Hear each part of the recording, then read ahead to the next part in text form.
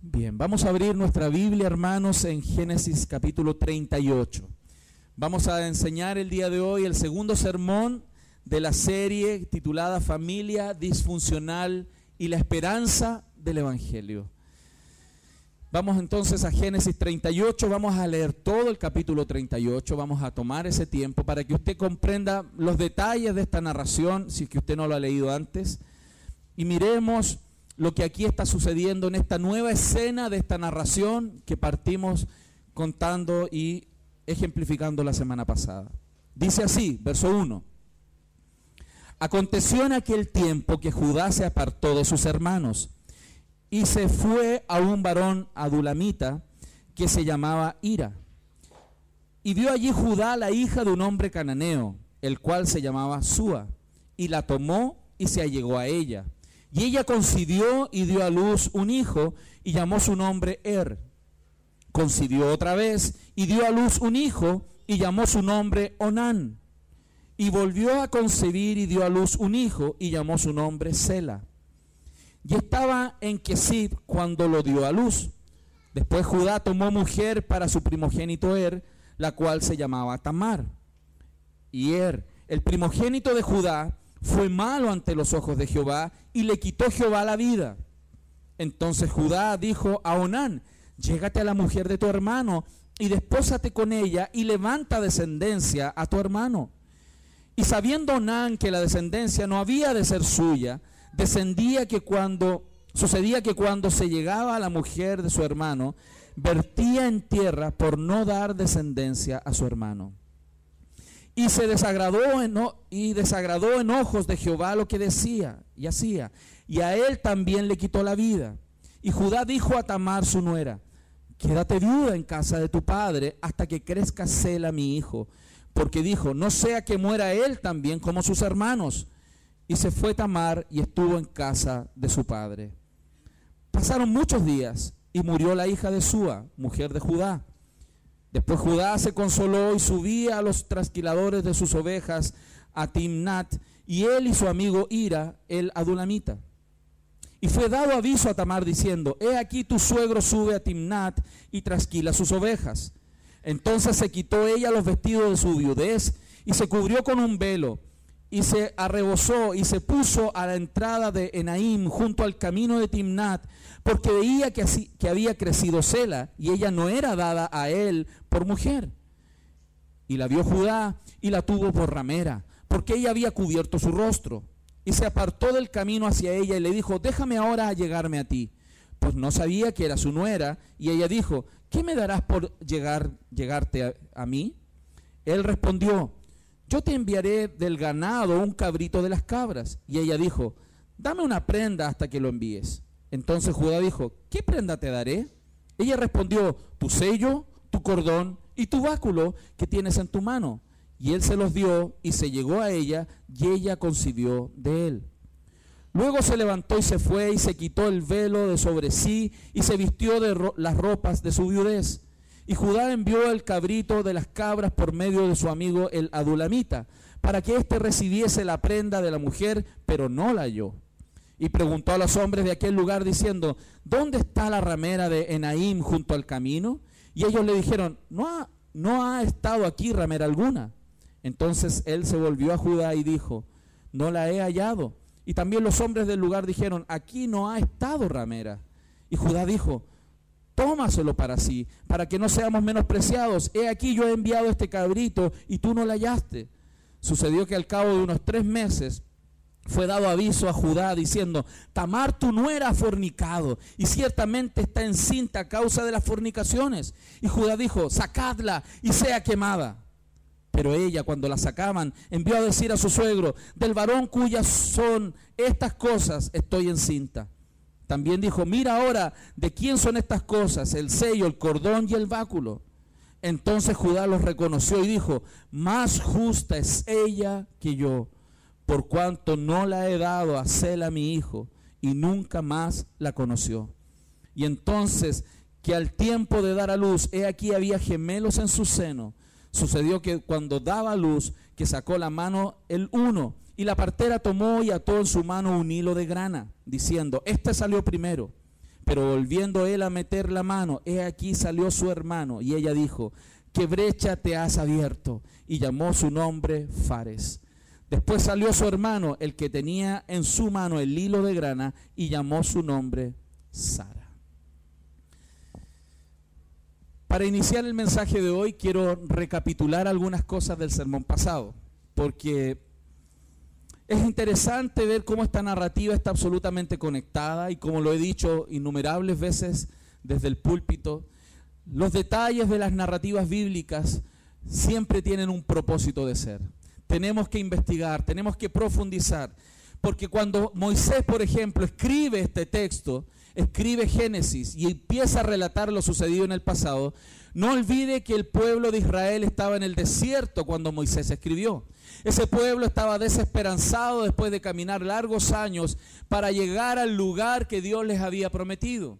Entonces, nuestro hermano Moisés, el creyente Moisés, inspirado por Dios, comienza a escribir el texto para generar esperanza en ese pueblo que estaba ya desanimado y desesperanzado de llegar a la tierra prometida. Pero para poder generar esperanza, ellos necesitaban mirar hacia el pasado, y por eso Moisés comienza a escribir apuntando a los hechos pasados para que vieran cómo Dios había obrado en el pueblo de Israel en el pasado, en situaciones totalmente adversas, para que pudieran ver cómo Dios, a pesar de la adversidad en la vida de las personas, Dios podía revertir las situaciones y ciertamente cumplir todas y cada una de sus promesas. En el pasado Dios había hecho el pacto con un hombre. Dios había llamado a Abraham y le dijo: en ti serán benditas todas las naciones de la tierra. Génesis capítulo 12. Y en ese llamado de Dios, cierto, hacia adelante, Dios viene restableciendo y reafirmando su pacto. Pero Dios lo hizo siempre con personas, con una persona. Pero en este relato que se está narrando, cierto, en Génesis 37 en adelante, comenzamos a ver que ahora la relación de Dios no era con una sola persona, sino con una familia. Esa familia, los 12 hijos de Jacob, iban a ser ese pueblo que Dios quería formar. Dios quería formar una gran nación. Dios quería formar un pueblo que le adorara.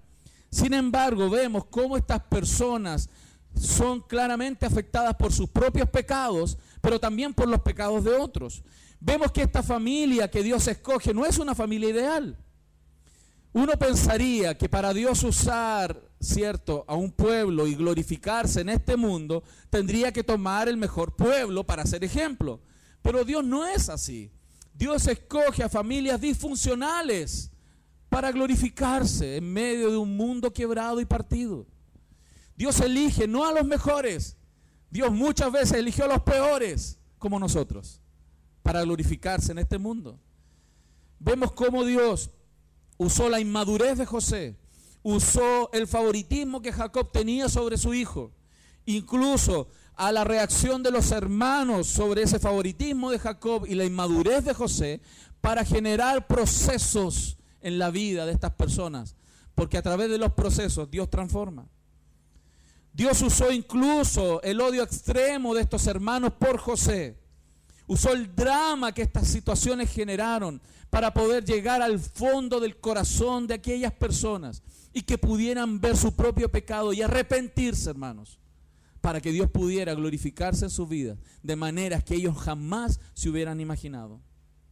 Como lo dije la semana pasada, si nosotros tuviéramos que elegir el camino difícil, duro, de quebranto, nadie lo elegiría, nadie lo haría. Ninguno de nosotros lo haría, yo tampoco. Dios muchas veces nos lleva por ahí porque sabe Él, Dios sabio, que es el único camino que va a poder sacar desde nuestro corazón lo peor de nosotros para poder arrepentirnos y transformarnos. Vimos, por ejemplo, que estas familias disfuncionales tienen ciertas maneras de vivir.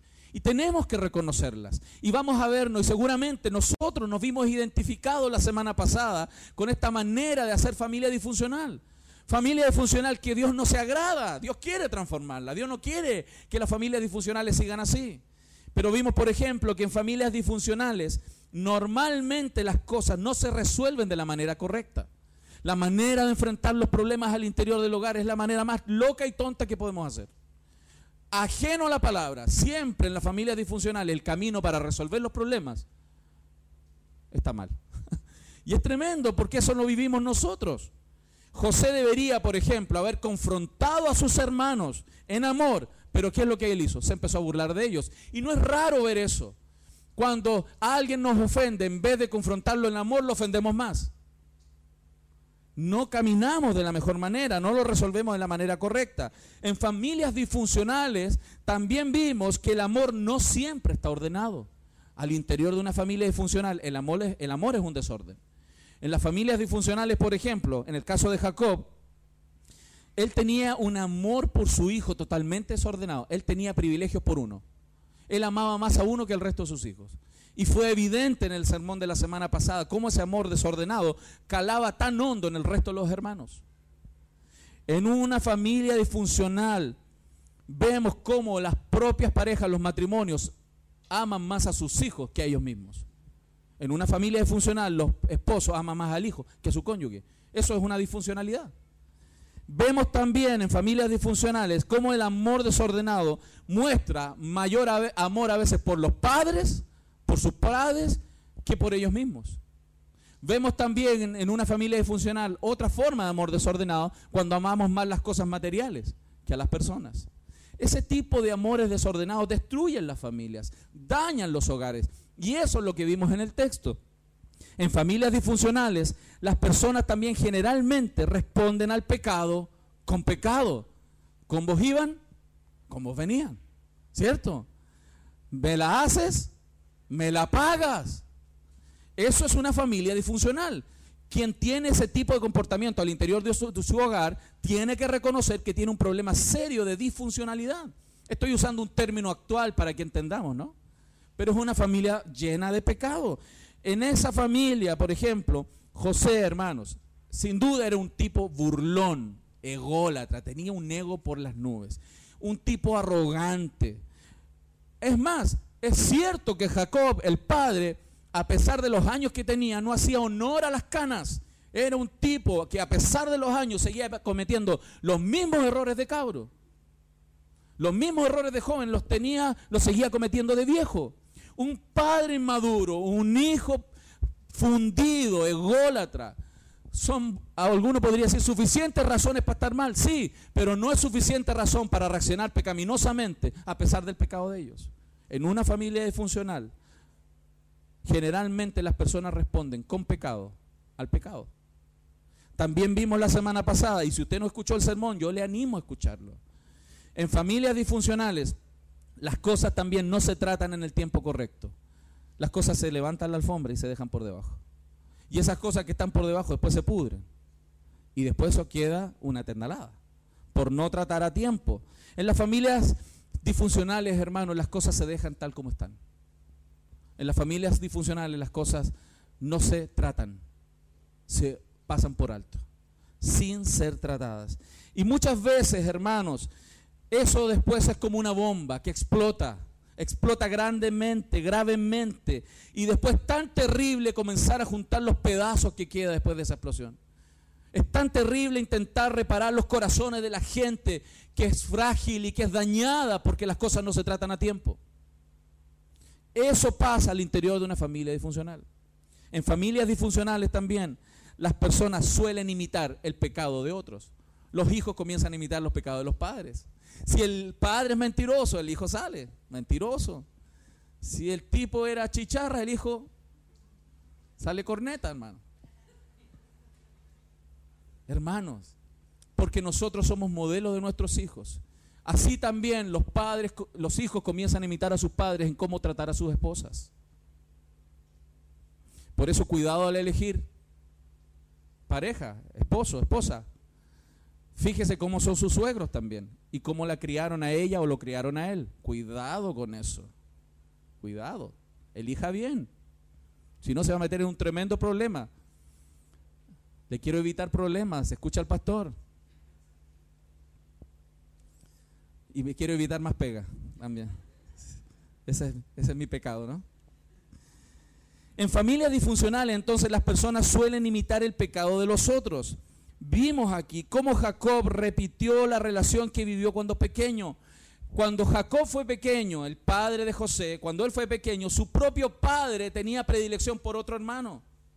Y su madre tenía predilección por él. Esa división, esa idea al interior de la familia de hijos preferidos.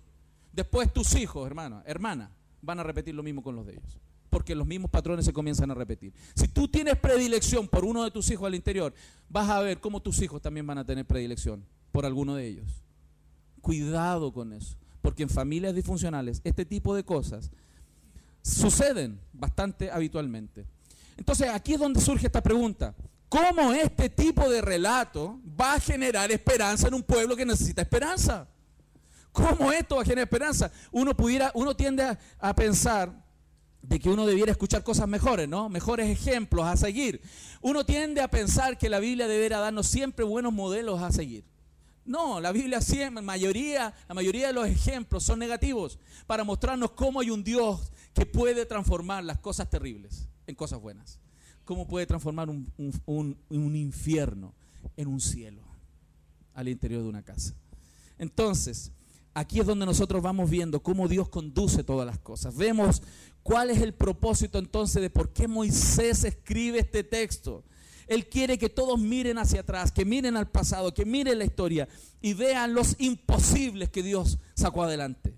Que vean, hermanos, cómo también las promesas que Dios ha hecho a su pueblo siguen plenamente vigentes. Porque el mismo Dios del pasado es el Dios de hoy y el Dios de los siglos. El mismo Dios que abrió el mar muerto puede transformar nuestra vida hoy día. ¿Se fijan, hermano? El mismo Dios que abre caminos donde no hay, los sigue abriendo hoy y los seguirá abriendo mañana. Porque es el mismo Dios. Entonces Dios está cumpliendo su promesa con esta familia, hermanos, tan tremenda y a través de esta familia. Como Dios también lo está haciendo a través de nuestras familias. Porque nuestras familias no son perfectas, ¿cierto, hermano? Pero a pesar de eso, Dios va a cumplir su propósito en nuestras familias. Pero aquí tenemos que aprender algunas cosas para no sufrir tanto, hermanos. Para no sufrir tanto. Dios está conduciendo, hermanos, para poder mostrar que lo que parecía improbable, por ejemplo, que una pareja de ancianos, Abraham y Sara, pudieran perpetuar herencia cuando ella era estéril. Y Génesis fue escrito para mostrarle al pueblo de Israel que Dios, que puede hacer de una mujer estéril, una mujer fértil, podía hacer de un pueblo estéril un pueblo fértil. Dios quería mostrarle que cuando algo parecía improbable, que la familia de Jacob lograra ser una nación, el pueblo en el desierto tenía que darse cuenta que Dios, a pesar del tipo de familia disfuncional que Dios eligió, Dios pudo formar un pueblo y sacarlos de Egipto después. ¿Por qué? Porque Dios siempre rige su historia para cumplir los propósitos que Él tiene con sus hijos. Ahí es donde esa escritura que nosotros conocemos muy bien en esta iglesia, Romanos 8:28, toma peso, toma carne, toma sustento, cuando dice: y sabemos que a los que aman a Dios, todas las cosas les ayudan a bien. Esto es, a los que conforme a su propósito son llamados. Es ahí cuando ese texto toma sustento, toma peso en el corazón, cuando entendemos que todas las cosas nos ayudan a bien. Cuando vemos la historia, cuando vemos un Dios soberano rigiendo los caminos de su pueblo, a pesar de nuestros pecados, a pesar de recibir el pecado de otros como consecuencias de las cuales a veces no somos parte, las recibimos encima, pero otras veces nosotros somos quienes incorporan pecado en las relaciones. A pesar de todo eso, Dios cumple sus propósitos, porque a los que aman a Dios, todas las cosas les ayudan a bien. Entonces, cuando observamos estas situaciones tan duras, como vimos la semana pasada, cuando vemos estas cosas tan difíciles, cuando vemos situaciones de familias mezcladas, esa era una familia con hijos de 3 mamás distintas, ya había problema con eso, hermanos. Hermanos, sí, como lo dije la semana pasada, sí es difícil cuando los 2 o 3 hermanos son hijos de los mismos padres. ¿Cuán difícil se hace cuando hay más encima? 3 mamás, 3 grupos. La competencia, la rivalidad, qué tremendo, ¿no? Eso es lo que vimos ahí. Pero Dios escoge familias disfuncionales para glorificarse. Pero no podemos dejar de reconocer, que esto no es simple. Cuando uno está metido ahí en el problema, esto es difícil. Cuando uno está metido en una familia disfuncional, esto es duro. cuando estamos inmersos en las consecuencias del pecado, cuando vemos que las cosas se nos van de las manos, cuando el gobierno de nuestras propias pasiones no es posible y nuestras pasiones nos gobiernan, cuando perdemos la capacidad de ver a Dios donde estamos parados. Cuando eso pasa, hermanos, yo sé que no es difícil, yo lo he vivido, usted lo ha vivido, sé que no es fácil. Y por eso no es extraño que comiencen a aparecer preguntas existenciales en nuestro corazón. ¿Y dónde estaba Dios cuando José fue lanzado al pozo? ¿Se imaginan a José en el pozo? ¿Y dónde está Dios? ¿Y dónde estaba Dios cuando él fue vendido como esclavo? Es como si nosotros preguntáramos, ¿y dónde estabas tú, Dios, cuando me pasó esto cuando niño? ¿Y dónde estabas tú, Señor, frente a esta situación en mi trabajo? ¿Y dónde estabas tú? Porque son preguntas del corazón. Son preguntas genuinas. Son preguntas reales. Son preguntas válidas que surgen del corazón de aquellos que sufrimos las consecuencias de un mundo caído. ¿Dónde estaba Dios cuando injustamente José fue a parar una prisión? ¿Dónde estaba Dios cuando él injustamente fue olvidado en una prisión? ¿Dónde estaba Dios? ¿Dónde estaba Dios? ¿Dónde estaba Dios? Son cosas que uno escucha, yo mismo las he dicho. Porque son preguntas que son válidas. Pero ¿saben cuál es la respuesta, hermanos? A lo largo de todas las Escrituras. ¿Dónde estaba Dios? Dios siempre está detrás del escenario trabajando de forma misteriosa. Dios siempre está, y lamentablemente no muchas veces eso es percibido mientras Él va cumpliendo sus planes. No siempre nos damos cuenta, pero es un llamado a entender y comprender, a mirar las Escrituras, al mirar la historia, a darnos cuenta que Dios es un Dios digno de confianza. Dios es un Dios que cumple sus promesas, y el desafío para nosotros hoy, ante la realidad de la vida, es responder con fe. Fe y obras, fe y obras, obras en base a nuestra fe. El desafío es, porque aquí es donde aprendemos, de hecho, hermano, lo vamos a aprender. Y aunque no entendamos en el momento el plan de Dios, que Dios en su providencia guía nuestras vidas plenamente. Necesitamos entonces, hermanos, responder con confianza y esperanza ante la providencia de nuestro maravilloso Dios y Salvador. Eso es una recapitulación, de lo que es y ha sido el sermón de la semana pasada. Esta historia de la redención logra traer esperanza a personas que sufren.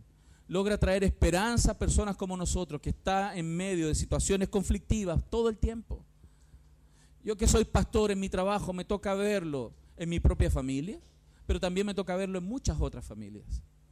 Quizás más que ustedes, porque ustedes ven las suyas. Yo veo la de todos ustedes. Me toca ver con mucho más profundidad mis propios problemas personales, mis propias luchas internas, mis propias situaciones matrimoniales, familiares, con los hijos, familias, tíos. Pero también me toca verlo en la vida de todos ustedes. Esta vida es una vida difícil, pero Dios se puede glorificar en familias disfuncionales. Esa es la esperanza del Evangelio glorioso de nuestro Señor. Porque en ese momento, hermanos, cuando nuestro corazón es expuesto, cuando se ve plenamente nuestro pecado, podemos entender cuánto Dios nos ama y cuánto nosotros podemos llegar a amar a este Dios maravilloso. La historia de José entonces muestra eso. Y eso, hoy día, hermanos, espero en Dios que sea para su bien. Espero en Dios que le pueda enseñar, como me tiene que enseñar a mí, la necesidad que tengo de Dios. Pero la escena es paradójica, es muy paradójica, hermano, muy paradójica. Porque cuando uno piensa en familias disfuncionales, se da cuenta que hay sexo desordenado, personas culpando a otras, prostitución, incesto, paternidades escandalosas. Eso la verdad que nos suena más a titulares de farándula, ¿cierto?, que a Génesis capítulo 38, 37. A uno esto lo escucharía en las noticias, en los diarios populares. Pero no, está en la Biblia, ahí está en la Biblia. Es escandaloso los pecados que uno ve aquí y las consecuencias, los amargos resultados que uno ve en estas relaciones tan difíciles. Problemas de todo tipo, repercusiones de todo tipo. Y es triste, hermano, y realmente es triste cuando uno ve el capítulo 38. Que las personas pueden ser marcadas para siempre. Su vida puede cambiar para siempre, pero por el pecado de otros. Sus vidas pueden ser afectadas por el pecado. Por eso es tan triste ver la realidad del pecado. Y el llamado de Dios a su pueblo en este día es arrancar del pecado, es salir del pecado, es renunciar al pecado, para que la disfuncionalidad de nuestras vidas no cause el daño que tiene potencialmente capacidad de realizar. El pecado puede destruir plenamente la vida y marcar la vida para toda la vida de una persona. Por eso el llamado de Dios es arrepentirnos y venir a sus pies. Por eso vuelvo a preguntar, ¿hay esperanza? ¿Hay esperanza para personas en medio de tan graves consecuencias? Otras veces, amigos, familiares, hermanos viven situaciones que los golpean fuertemente, dejan marcas en el corazón. Uno ve cómo los niños sufren cuando se rompe un matrimonio. Uno sabe eso, lo ha visto o lo ha vivido. ¿Hay alguna esperanza para nosotros después también de recibir el resultado del pecado de otros? ¿Hay esperanza? Sí, hermanos, existe esperanza. Dios puede restaurar a las vidas. La cruda realidad de estos pasajes incluso va a tener que cambiar, y probablemente va a cambiar la forma en la cual nos acercamos a la Biblia. Porque cuando nosotros vamos a la Biblia, queremos encontrar palabras de aliento, de ánimo, ¿no? Así textuales, historias bacanes. Oh, porque es espectacular cuando Dios abre el mar, ¿no? Yo me imagino un tremendo problema económico y el Señor abre una puerta, ¿sí? Entonces esa narrativa a mí me da esperanza de que algo milagroso va a pasar. Pero hermano, la mayoría de las cosas no son así. La mayoría de las narrativas son crisis, son procesos duros. Y en esos procesos Dios se manifiesta. En resumen, nos vamos a dar cuenta que el pecado de Judá y Tamar, que son las personas principales en esta narrativa, es la historia del triunfo de Dios a pesar de los grandes pecados. Lo que vamos a ver en el capítulo 38 es el triunfo de un Dios grande y soberano sobre el pecado y la abundancia de pecado de otros. Por eso el título de la enseñanza es Abundante Gracia sobre Abundantes Pecados. Con eso vamos a entrar al sermón de hoy, hermanos. Y era necesario recordarlo porque algunos de ustedes no estaban aquí. Y es necesario entender el contexto. Y vamos a ver cómo esta narración en 5 escenas se desarrolla tan ricamente, llena de cosas difíciles de experimentar e incluso de entender a la luz de un pueblo escogido. Lo primero que vamos a ver es la formación de la familia de Judá. Luego vamos a ver el segundo punto, la crisis en esta familia.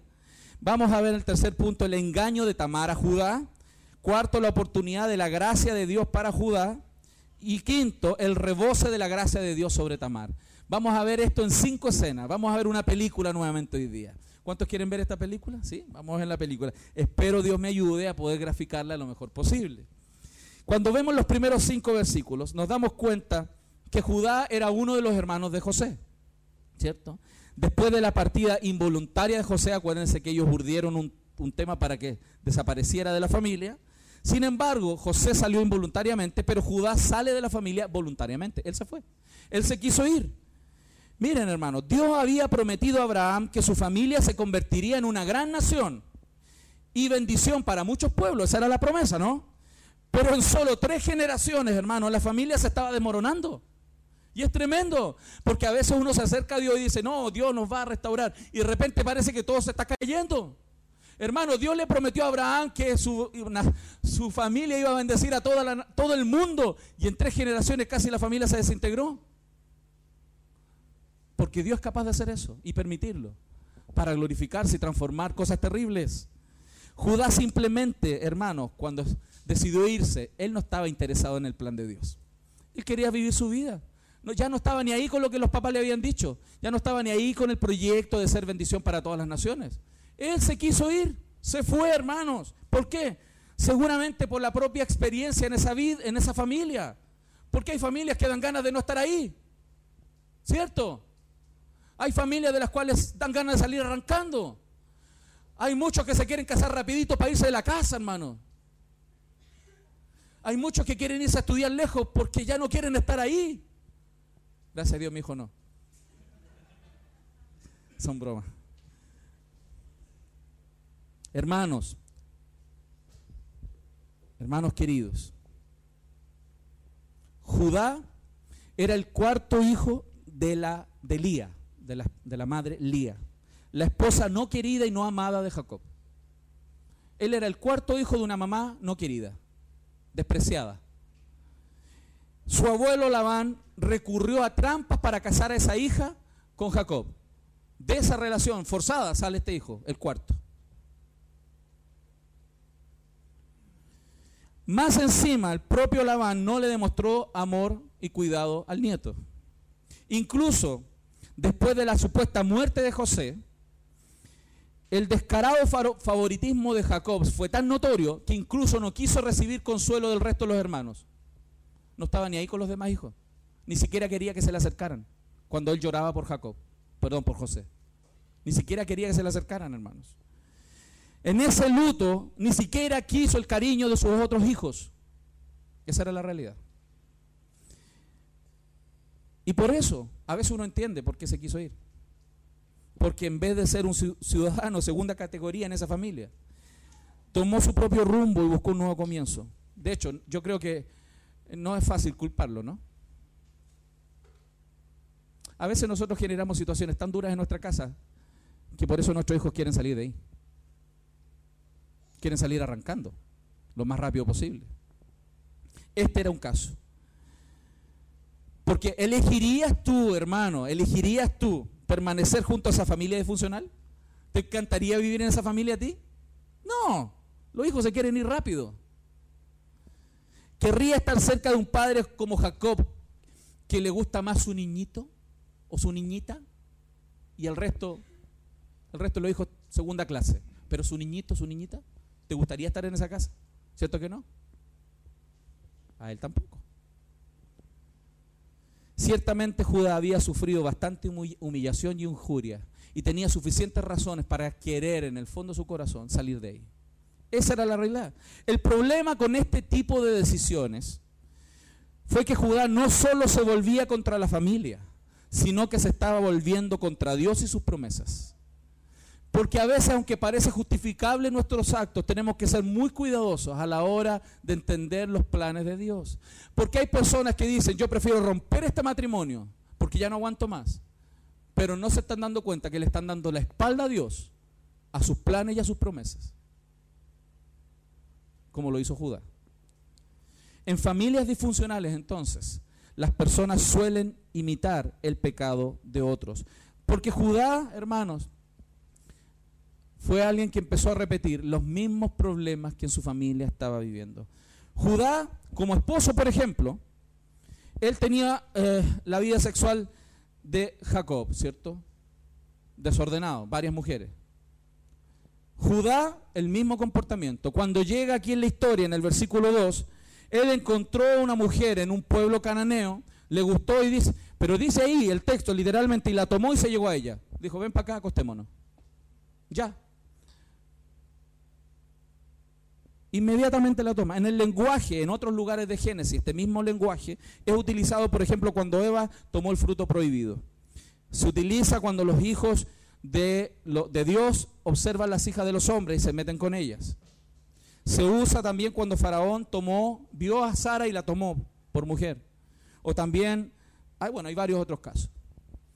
Claramente el lenguaje que está ahí en el Génesis no es un cortejo, un enamoramiento, la tomó y la usó. Ese Judá, de la tribu de Judá, de la tribu de donde viene David, de la tribu donde vino nuestro Señor. Como padre, Judá, terrible, apagado y lejano. ¿Quién querría un papá así? Ni un brillo. A su primer hijo, ¿saben cómo le puso? Que significa mal. ¿Te imaginas el papá tener un hijo y ponerle el malo, el no querido? ¿Qué papá hace eso, hermano? Para que entendamos cómo era ese padre, Judá, uno por el cual Dios perpetuó su descendencia y su promesa. Porque Dios toma a personas pecadoras para transformarlas. Por eso no se desesperance ante la realidad que hoy vive. Porque Dios es capaz de revertir toda situación en su vida y en la mía. El engaño era el factor consistente en esta familia. En la familia de Abraham era puras mentiras, mentiras y mentiras y mentiras. Una familia de puras mentiras, encubrimiento. La falta de paternidad sin duda afectó a todos sus descendientes. De hecho, fíjense, 2 de los hijos adultos de Judá, y Onán, los 2 primeros, fueron considerados tan malos por Dios que Dios determinó su muerte. Los mató a los 2. Dios los mató porque eran malos. Pero claro, si tengo un padre así, ¿qué espero de los hijos? Lo estamos viendo en mi familia. Estamos viendo, como dije la semana pasada, una comedia que ni las venezolanas, ni las brasileñas, ni ninguna comedia se acerca a esta. Es terrible. Esta es la situación. Entonces, claramente, ante esta realidad, las esperanzas de Judá se sepultaban. ¿Qué iba a querer Judá estar ahí?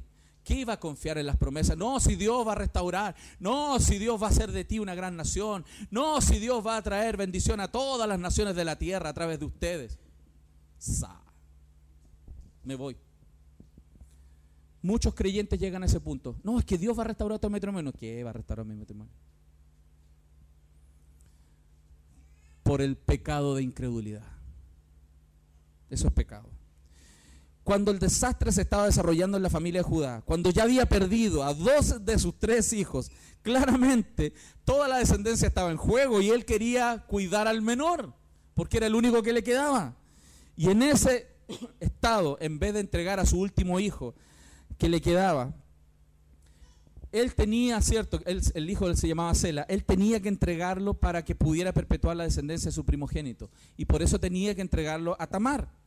Para Tamar las cosas claramente no eran fáciles, la cosa estaba muy complicada. Sus 2 primeros esposos, compañeros de boda, cierto, estaban muertos. Adicionalmente a eso, Judá, para ganar tiempo y deshacerse de ella, le dijo, anda mientras mi hijo crece. El tercero, ándate con tu papá a vivir. ¿Por qué? Porque parece que tú eres yeta. Porque te casaste con mis 2 primeros hijos y se te murieron. Así que por favor, aléjate del mío. Eso es lo que dice el texto. Él se quiso deshacer de la niñita, porque además era una mujer joven, porque parece yeta. Se casa y se mueren los 2. Y él no quería, claramente, cumplir con la costumbre y el mandamiento de ese tiempo, para poder ayudar a una mujer que enviudaba y que iba a quedar totalmente desamparada. Y eso no es raro, hermanos, eso no es raro. En familias disfuncionales las personas suelen imitar el pecado de los otros. Muchas veces los hijos terminan repitiendo estos comportamientos truchos, complejos, de mal carácter, de pecados. Los hijos van repitiendo lo de sus padres, hermanos. Nuestros hijos repiten nuestros propios pecados. Es una lógica muy curiosa. Judá vendió a su propio hermano, se metió en un matrimonio forzado, anduvo con las personas equivocadas e ignoró a sus hijos. Sin embargo, estaba seguro que la responsable del problema era Tamar. Qué loco, ¿no? Qué loco. Él hizo todo mal. Súper pecador, súper complicado. Hizo todo mal, pero ahora el problema no era él, era Tamar. Y la desecha. La desechó. ¿Qué nivel de autoengaño podemos caer? ¿En qué nivel, hermano? ¿En qué nivel pensando que el problema son otros? Es terrible. Esa ceguera de Judá era espantosa, espantosa. ¿Pero por qué pasa? Porque en familias disfuncionales, hermanos, siempre prevalece el reino del yo. Yo, mi proyecto, mis ideas, mi dinero, mi casa, mis hijos, mi ministerio, mi. No es nuestro, no es nuestra familia, no es nuestra casa. Es mi casa, mi proyecto, mis deseos, mis planes, mis planteamientos están primero que el de los otros. Eso es una ceguera tremenda en el corazón de las personas, una ceguera tremenda. Como Judá, hermano, nosotros también estamos propensos a vivir de mentiras. Y en muchas de las familias creyentes también sucede, hermanos. Conversamos las cosas a la pinta nuestra, contamos las historias como nos conviene, porque no queremos ser expuestos, porque romper nuestra imagen es algo que no queremos. Más de alguna vez, hermano, me ha tocado estar en consejerías donde las personas no quieren que el otro les diga nada delante del pastor. No, cuando hablemos con el pastor no le diga, pues si yo me entero después, hermano. Yo me entero. Antes o después me entero. No le digas eso al pastor porque lo arreglamos entre nosotros. No han podido 20 años y lo van a hacer ahí. Qué tremendo, hermano. Esa persona, ese tipo de persona, sin duda, está más interesada en su imagen y conveniencia que en buscar que Dios obre en su vida realmente. No es raro que se pongan como víctimas, hermanos. No es raro. A pesar de que muchas veces actúan como victimarios. Porque en familias disfuncionales las personas tienden a presentarse como víctimas. Y a pesar que a cierta edad podemos ser víctimas, cuando niños muchas veces somos víctimas. Pero ya cuando somos adultos, no tanto.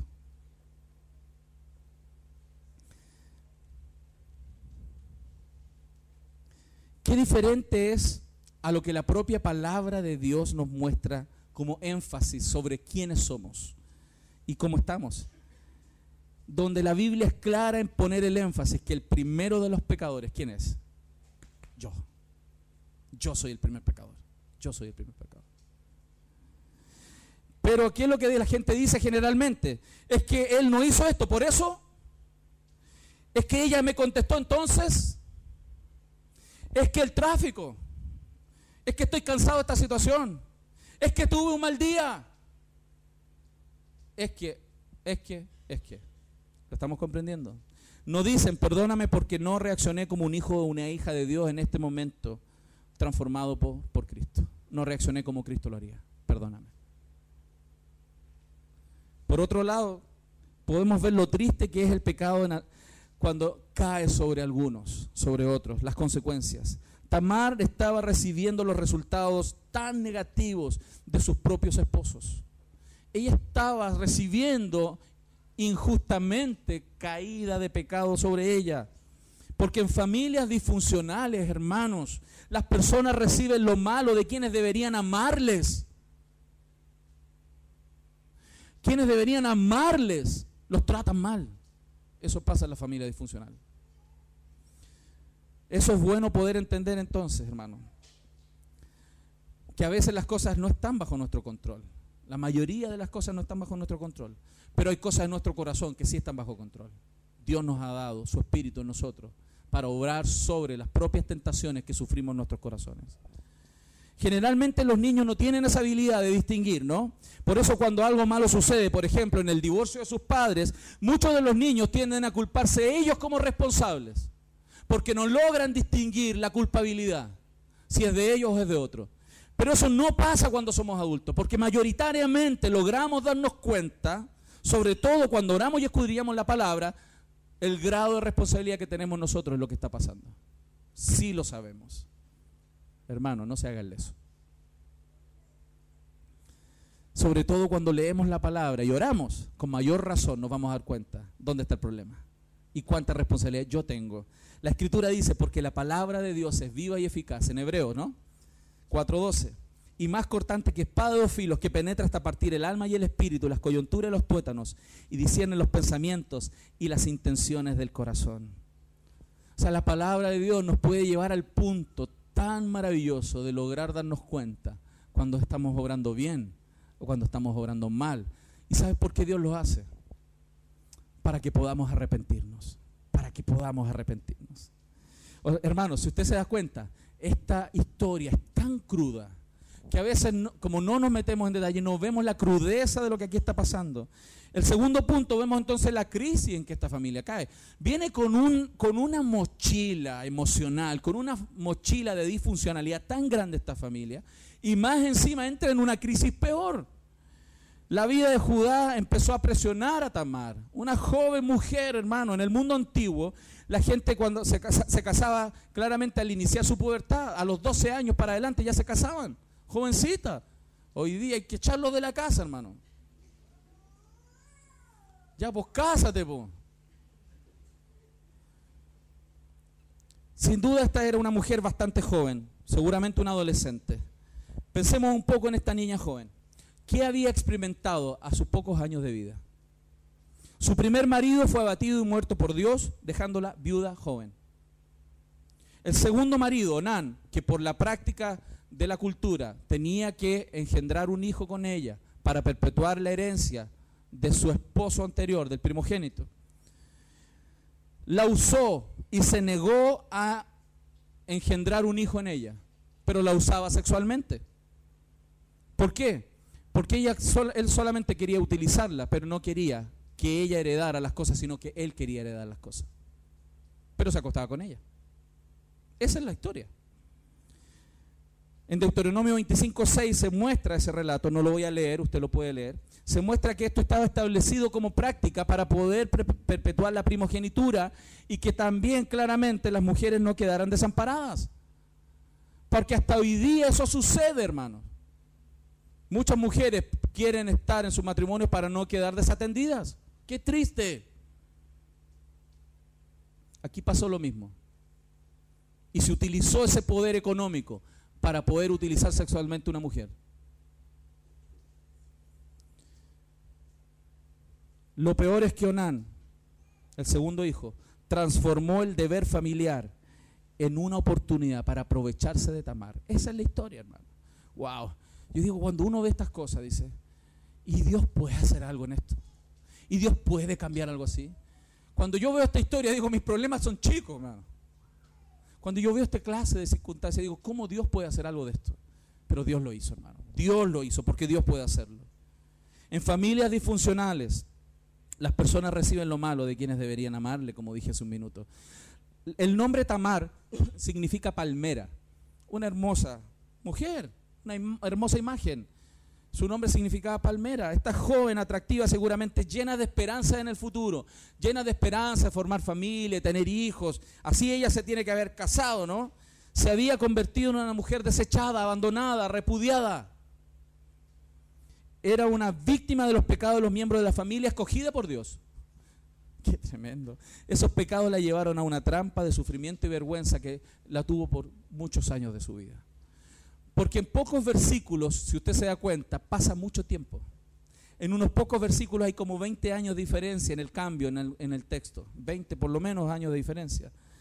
Los esposos hasta hoy día siguen haciendo esas cosas. De esconder información a sus esposas. Usar información para manipular sus procesos. Las esposas no le cuentan a sus esposos lo que los hijos hacen. Hay un montón de cosas que pasan en las familias disfuncionales, hermanos. Los hijos esconden las cosas que hacen a sus padres. En familias disfuncionales las personas engañan con mucha facilidad a los miembros de la familia. Eso pasa en familias disfuncionales. En unos pocos versículos vamos viendo entonces esta terrible tragedia. Wow, si yo paro otra vez la película aquí, nos vamos llorando, ¿cierto? Como la semana pasada, si paramos la película aquí, hermano, nos vamos llorando. Pero qué tremendo, porque las cosas tienen esperanza. Dios pone esto en la Biblia para que entendamos la esperanza. Pero ¿qué hizo Tamar? Ante esta situación pasaron los años, ¿cierto? Pasaron muchos días. Y el tercer punto ahora es que Tamar no se iba a quedar tranquila. Tamar, a pesar de esa vergüenza terrible que vivía, ¿cierto? Ella tenía algo en su corazón que no la dejaba tranquila. Ella quería justicia. Ella quería justicia porque la justicia es necesaria. La gente busca la justicia. Tenemos que hacer justicia, tenemos que hablar de justicia. Las cosas no pueden esconderse. Al pasar el tiempo, ella vivió con las consecuencias, pero no quiso seguir encerrada en las circunstancias.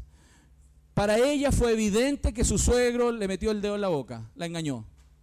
La engañó, fue evidente, y por eso ella quiso tomar las riendas del caso. ¿Y qué planeó? Planeó engañar a su suegro, hermana. ¿Qué es lo que hizo? Se vistió de prostituta, se prostituyó, se vistió de prostituta. Y como prostituta fue y engañó a su suegro, hermano. Esa es la trampa que ella preparó, porque ella trataba de obtener justicia de alguna manera, pero al mismo tiempo su trampa era de alto riesgo, porque la podían condenar, pero también era totalmente cuestionable en términos éticos, morales y legales. Intencionalmente ella se involucró, hermanos, como en la prostitución para hacerle la trampa a Judá. La relación sexual entre suegro y nuera planteaba claramente un problema de incesto en esa cultura.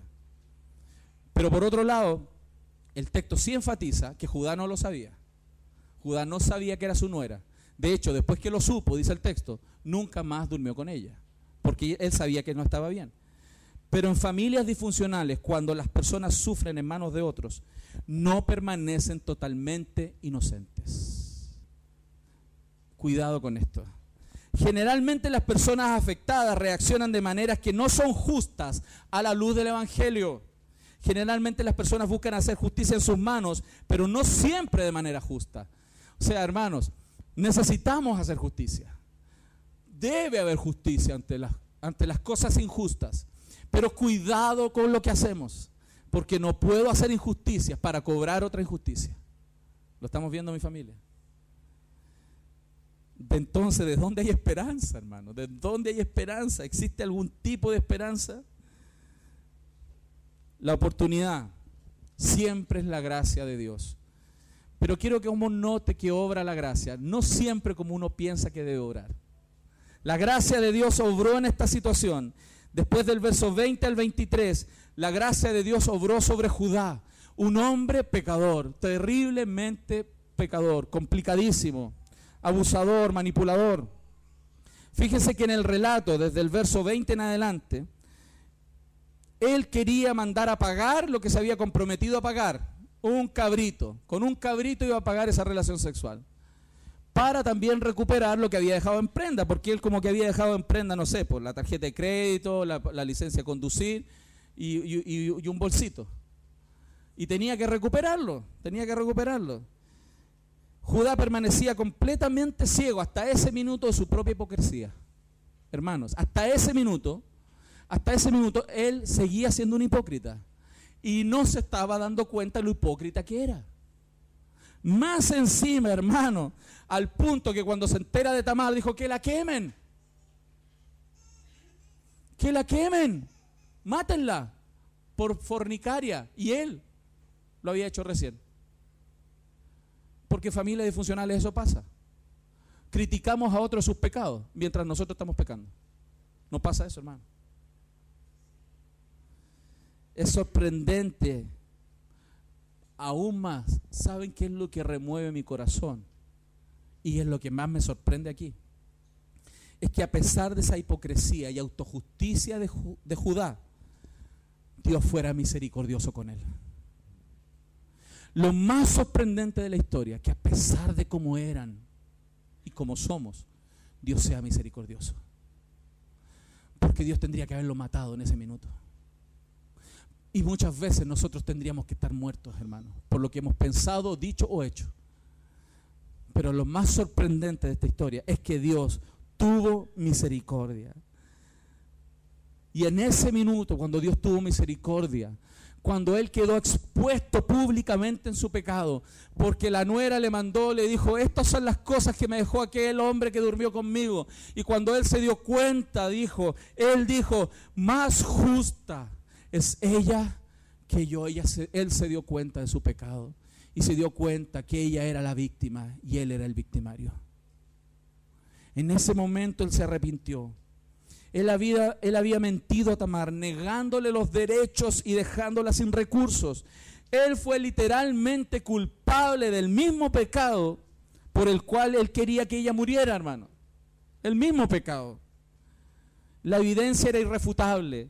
Él era el culpable, hermanos. La mentira, hermanos, que había cargado sobre Tamar, ahora estaba pasándole la cuenta. La confrontación de Judá con la profundidad de su propio pecado, hermanos, generó un cambio profundo en su vida. El ser expuesto le ayudó a comprender la profunda necesidad que tenía de arrepentimiento. Aquí comienza el cambio de ese hombre. Aquí comenzó el cambio y pasaron los años, hermanos. Y él fue el gestor de la reconciliación de sus hermanos. Él fue capaz de ofrecer su propia vida por otro de sus hermanos. Y para que su papá no se entristeciera de nuevo. Porque en ese minuto, cuando su pecado fue confrontado por la misericordia de Dios, como lo hizo Dios a través de Natán con David también, cuando fue confrontado con su pecado, él pudo darse cuenta de la necesidad de arrepentimiento que él tenía. Porque, hermanos, a menos que nuestros ojos sean abiertos, vamos a permanecer ciegos frente a los pecados, igual que Judá. Por eso es tan necesario. Y por eso, hermanos, tenemos que dar gracias a Dios por las personas que confrontan nuestro pecado. Hermanos, tenemos que agradecer a Dios por aquellos que nos enfrentan. Tenemos que agradecer a Dios por nuestros cónyuges que exponen nuestro pecado. Tenemos que agradecer a Dios porque muchas veces queremos encubrirlo y nos puede destruir a nosotros y a nuestras familias. Tenemos que dar gracias a Dios por su enorme misericordia de que nuestro pecado sea público. No siempre lo vemos como algo bueno, ¿no? Pero la Escritura dice que es muy bueno. En Hebreos 3, del 12 al 13 dice: mirad, hermanos, que no haya en ninguno de vosotros corazón malo de incredulidad para apartarse del Dios vivo. Antes exhortaos los unos a los otros cada día, entre tanto que se dice hoy, para que ninguno de vosotros se endurezca por el engaño del pecado. Aquí lo que el texto nos está diciendo: hoy, ojalá haya alguien que me exhorte todos los días. Ojalá alguien todos los días me diga cambia la cara. Ojalá alguien todos los días me dice ora, no estás orando. Ojalá que alguien todos los días me dice arrepiéntete de tus pecados. Ojalá que alguien todos los días me dijera lo chanta que soy. Hermano, tenemos que darle gracias a Dios porque Dios pone a personas así. Porque si no, como dice aquí el texto, nuestro propio corazón se endurece por el engaño del pecado. ¿Cuánto le dan gracias a Dios por esas personas? ¿Saben qué es eso? La gracia de Dios abundante sobre muchos pecados. No sabíamos que éramos capaces de algo así, ¿no? Yo creo que ellos tampoco se dan cuenta que eran capaces de algo así. Nosotros muchas veces no nos damos cuenta lo terrible que somos y de lo que somos capaces de hacer. Hasta que Dios abre nuestro corazón y somos confrontados. La luz viene a la oscuridad, nuestro pecado es expuesto y podemos verlo y arrepentirnos y alcanzar misericordia.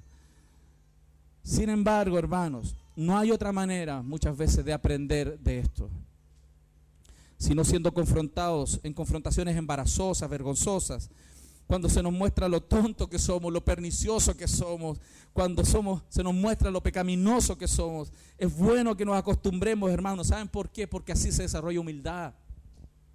Así se desarrolla humildad en nosotros. Porque nos creemos mucho y somos polvo. Nos creemos mucho y somos pecadores. Nos creemos mucho y si no fuera por Cristo estaríamos en el infierno. Con toda la autojusticia y creernos buenos.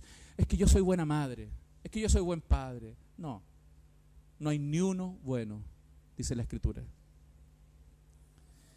Y es tremendo porque muchas veces me toca ver a matrimonios realmente desgastados y extenuados y desanimados por pelear tantas veces, una y otra vez por las mismas cosas. Y muchas veces cuando tienen paños fríos se dan cuenta que son puras tonteras, que hay cosas más importantes. Pero ¿por qué no conseguimos entonces resolver los problemas al interior de nuestras familias? ¿Por qué? Yo creo que una respuesta buena podría ser, hermanos, es que Dios quiere que ambos lleguen a mirar más profundamente su propio corazón y lo terrible del pecado de orgullo que no quiere ceder. Porque si por puras tonteras seguimos peleando, es nuestro propio orgullo que se levanta y no dejamos que Dios obre en nuestra vida y a través de nuestra vida. ¿Y saben por qué Dios lo quiere hacer? Porque al igual que en ellos en esta historia, Dios los quiere usar para cosas grandes. De hecho, puede ser que haya cosas que Dios quiere que hagamos en el futuro que no podremos hacer si no pasamos por esto.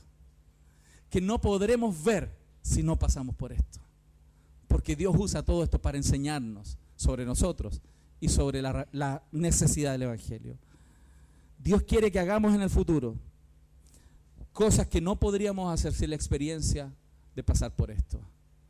Si tienes un matrimonio quebrado, si tienes un matrimonio difícil, si tienes un matrimonio que está desafiado en muchos sentidos, date cuenta que Dios te tiene ahí porque quiere tratar tu propio corazón y quiere usarlos a ustedes para ser ejemplo de otros que pasan las mismas cosas que ustedes y no saben cómo enfrentarlas. Dios les ayude a ustedes y a mí a entender qué es lo que el Evangelio quiere en esa circunstancia. Un ejemplo de eso, hermanos, es lo vivido por Pedro, no en el matrimonio, pero en este proceso de vida, ¿no? El apóstol Pedro cuando él estaba con Jesús, antes de que él fuera a la cruz, él le dijo: Señor, contigo hasta la muerte. No, yo te amo, Señor. Donde tú vayas, yo te voy a seguir. Incluso si hay que morir, yo muero contigo. Tremendo. Y Jesús lo mira: ven para acá, Pedro. Y él le dice: pero yo he rogado por ti, que tu fe no falte. Y tú, una vez vuelto, confirma a tus hermanos. Miren, el Señor Jesús viene y le dice: mire, Satanás te pidió para zarandearte y yo he orado para que no te falte la fe, querido Pedro. Mira, y cuando pase el tiempo y tú vuelvas acá, tú alienta a tus hermanos. Pedro no sabía hasta ese minuto que lo iba a negar 3 veces un ratito más. Y el quebranto y el sufrimiento que él sufrió en ese minuto, al ver la propia miseria de su corazón, al ver lo terrible que él era, él juraba quizás: oh, Dios me va a usar. Dios me va a usar con estas vidas. Yo voy a animar a mis hermanos. ¿Saben cómo Dios preparó a ese hombre? Llevándolo a ver la asquerosidad de su propio corazón. Porque ahí pudo estar preparado para alentar a otros que también se sienten mal con su propio corazón. ¿Lo estamos viendo, mi hermano?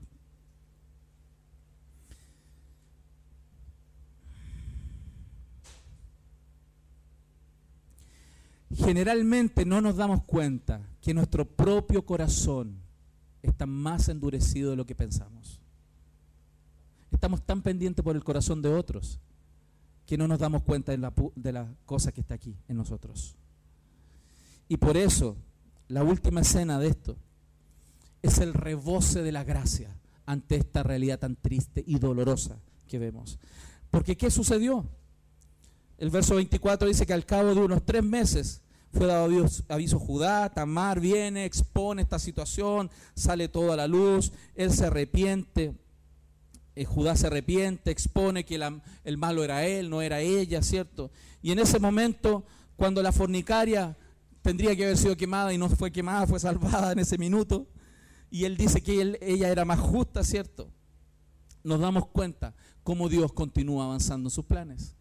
Porque ella dio a hijos, ella tuvo 2 hijos. Y esos 2 hijos, cuando uno ve la historia y ve más adelante la historia, ¿quién fue Tamar? Aparece al menos 2 veces en Ruth, en el libro de Ruth, en el capítulo 4:12, y sea tu casa como la casa de Fares, que fue el hijo de Tamar, al que Tamar dio a luz, por la descendencia de que sea joven, de esa joven te dé Jehová. O sea, Dios, a través de ese pecado tan grande, de esa situación tan conflictiva, el Señor trazó la línea genealógica para llegar a Cristo. Tamar aparece en las páginas de la historia como una mujer que fue alcanzada por el pecado, una mujer pecadora, pero que a pesar de todos los pecados que ella sufrió en su vida, por culpa de otros, pero también a través de sus propios pecados, que también fueron graves, a pesar de toda esa multitud de pecados, la gracia del Señor sobreabundó, porque Él cumple sus promesas. También en Mateo 1:3 dice que Judá engendró a Tamar y a Fares y a Zara, Fares a Arom, y ahí se muestra todo esto. Y es sorprendente, hermanos, cómo la gracia sobre personas destruidas por el pecado puede llegar a veces en el momento más increíble de nuestras vidas. Es sorprendente que la gracia de Dios obre sobre víctimas y victimarios. Porque a nosotros como víctimas nos encantaría que la gracia nos ayudara. Pero Dios no solamente obra por las víctimas, también obra en los victimarios. Y muchas veces nosotros somos victimarios. Nosotros causamos pecado. Nosotros hacemos pecado. Nosotros dañamos a otros. Qué lindo es ver cómo la gracia puede llegar a nuestras vidas. Por eso vino Cristo, hermanos. Por eso vino Cristo, para traer gracia eterna sobre aquellos que se acercan. Y el llamado de hoy, hermanos, es ver cómo Dios quiere romper en nuestra vida, Dios quiere romper en nuestra propia familia esta seguidilla de trastornos que produce el pecado en nosotros. Porque si el pecado de nuestros padres nos afectó, si el pecado de otros nos afectó, la idea que Dios tiene contigo, conmigo, es que ese pecado nos siga destruyendo en las generaciones que vienen. Que el pecado no siga destruyéndonos ni a nosotros ni a nuestros hijos cuando nos acercamos y confiamos en Él. Por medio de Judá y Tamar, por la obra, porque Judá se arrepintió, hermanos, vino una descendencia de la cual vino el profeta. Hermanos, Muchos de aquí están conflictuados hoy día, pero en tu obediencia y arrepentimiento eso puede marcar completamente la descendencia tuya, para bien y para bendición. Eso es lo que anhelamos. Eso es lo que la Escritura nos dice. Entonces, terminando la narrativa, ¿qué aprendemos? Sin duda, hermanos, que a Dios no le agrada el pecado, porque nadie de nosotros va a decir, entonces voy a pecar para que sobreabunde la gracia, como dice el texto, ¿no? Porque no sabemos cuándo la gracia va a caer. Queremos sufrir tanto. No. A Dios no le agrada el pecado, pero esta narrativa nos muestra cómo la exposición de nuestros pecados nos lleva a ver una y otra vez. ¿Sabes lo que nos lleva a ver? No es su pueblo el que lleva la promesa de Dios hacia adelante, sino que Dios es quien lleva a su pueblo hacia adelante por causa de su promesa. No eres tú la que lleva adelante tu familia, y no eres tú la que va a completar las promesas de Dios en tu familia, sino que es Dios quien va a completar el plan de Dios en tu vida por sus promesas. Tienes que creer y confiar en eso. Que la gloria sea de Dios, que la gloria sea de Jesús, que la gloria sea del Espíritu Santo, hermanos. El llamado de esta mañana, hermanos, es arrepentirnos de nuestros pecados. Yo no creo en esa idea de las maldiciones generacionales, ¿no? Es un invento barato. Pero sí creo que al arrepentirnos de nuestros pecados, podemos dejar de traer consecuencias dañinas y destructivas a nuestras vidas y a nuestros hogares. Sea Dios hablándole hoy a sus corazones para arrepentirse como yo tengo que arrepentirme y cortar la profunda maldición que trae el pecado en nuestra vida y en nuestras familias. Porque no se trata de nosotros solamente, se trata de nuestras familias, se trata del reino de Dios, se trata del nombre y la gloria de Cristo en este mundo. Amén, hermanos. Vamos a orar.